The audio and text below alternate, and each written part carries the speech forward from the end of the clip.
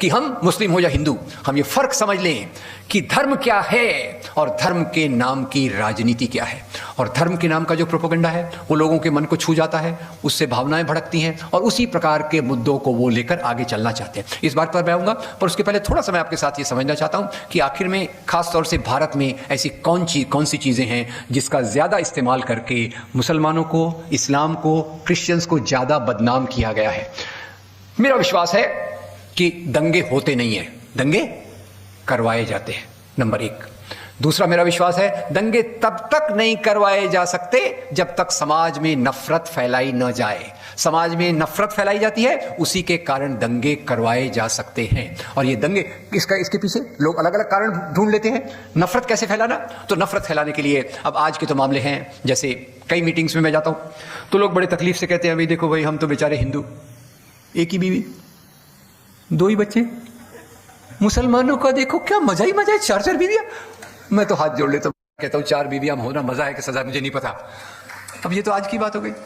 फिर इतिहास को ढूंढ के लाते हैं, वो बाबर की औलाद। फिर ये एक्चुअली मेरे दोस्त ने आज मुझे IIT दिनों की याद दिला दी, और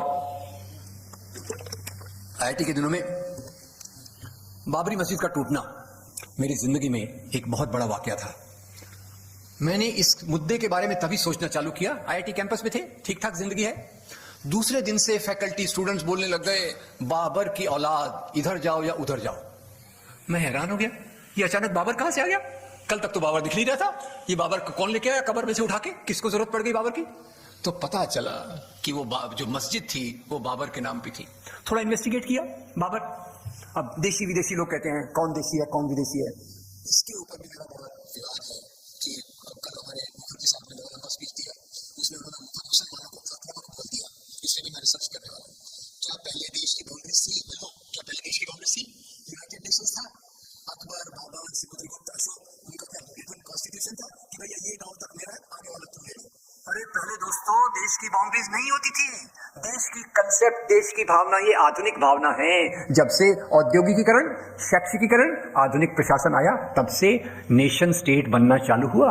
पर हम तो इतिहास में जाते हैं, बाबर विदेश से आया था। पहले देश क्या था विदेश क्या था मुझे नहीं पता, मैं उसके बारे में भी आपके साथ समझना चाहूंगा। पर मुझे पता चला बाबर को भारत आने का निमंत्रण, बाबर को भारत आने का निमंत्रण जिसने दिया था उसका नाम था राणा सांगा। राणा सांगा को क्या तकलीफ होगी? राणा सांगा की लड़ाई इब्राहिम लोदी से है। राणा सांगा बाबर को बोलता है आप आ जाइए, अब आज की कॉर्पोरेट लैंग्वेज में बोलूं तो आ जाइए, अपन पार्टनरशिप करके इब्राहिम लोदी को हरा देंगे। उसने अपनी भाषा में बोला होगा आ जाइए हम लोग अलायंस करके इब्राहिम लोदी को हरा देंगे। तो कौन सा देश किसका था? कौन था हिंदू, कौन था मुसलमान? ये हिंदू मुसलमान की लड़ाई थी या 2 राजा अपना साम्राज्य वृद्धि करने की कोशिश कर रहे थे? ये पहले नोट कीजिए। मैं इस बात पर आना चाहता हूं कि ये जो देशी विदेशी का मामला है आज के इतिहास में बहुत जोरों से उठाया जा रहा है कि आर्य लोग यहां से बाहर गए कि वहां से इधर आए। यानी पहले किताबों में था आर्यों का आक्रमण, आजकल वैसा नहीं कह सकते। अब आक्रमण कब होता है कब नहीं, आपको पता होगा। आर्य समाज कैसा था? आर्य समाज पशुपालक समाज था। Let's go to the basics. कुछ चीजों को मूलभूत रूप से समझने की जरूरत है। आज हमारे सामने जो बहुत चित्र खड़े किए गए हैं उसमें अनादिकाल से चालू करते हैं। अब बताइए पशुपालक समाज वो अपनी बाउंड्री कैसे डिसाइड करता था? अरे भैया पशु पालना है, जिधर अच्छी घास हो, ज्यादा हरी घास हो, उधर हम चले जाएंगे। ये आज की जो देशभक्ति, तुम देशभक्त हो, तुम देशद्रोह, ऐसा मामला उस समय फॉर्चुनेटली नहीं था। अब आज बड़ा डिबेट किया जा रहा है कि आर्य लोग यहीं के थे, यहां से दुनिया भर में गए। मुझे पता नहीं भाई कौन किधर से था, मुझे इससे कुछ फर्क नहीं पड़ता। मुझे केवल इतना पता है कि सबसे पहले मनुष्य का उगम जो हुआ वो हुआ था साउथ अफ्रीका में।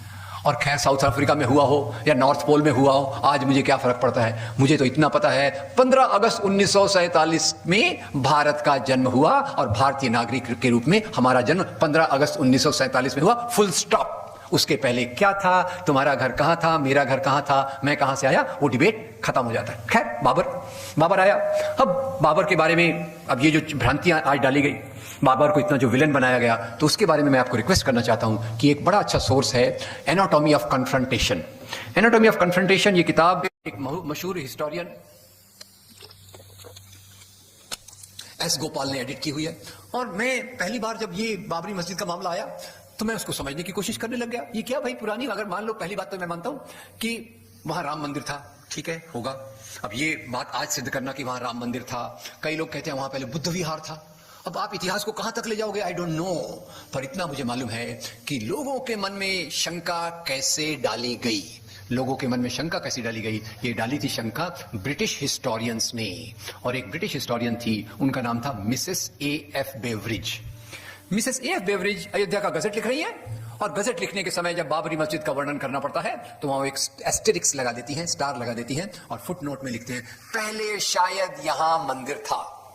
आगे की बात मैं आपके कल्पना पे छोड़ देता हूं। आगे लोग क्या कहेंगे, सांप्रदायिक लोग आके, पहले यहां मंदिर था, भगवान राम का मंदिर था, भगवान राम का जन्म यहीं हुआ।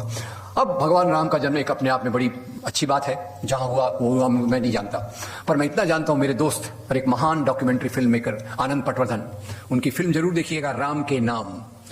राम के नाम बनाने के लिए आनंद जी अयोध्या गए, और उन्होंने जाके अयोध्या में सोच के गए कि मैं अयोध्या में जो राम मंदिर है उनके पुजारी का इंटरव्यू लूंगा, पता चल जाएगा मामला क्या है। पर आनंद जी को प्रॉब्लम क्या हुआ कि अयोध्या में एक नहीं, दो नहीं, 50 के करीब राम मंदिर है।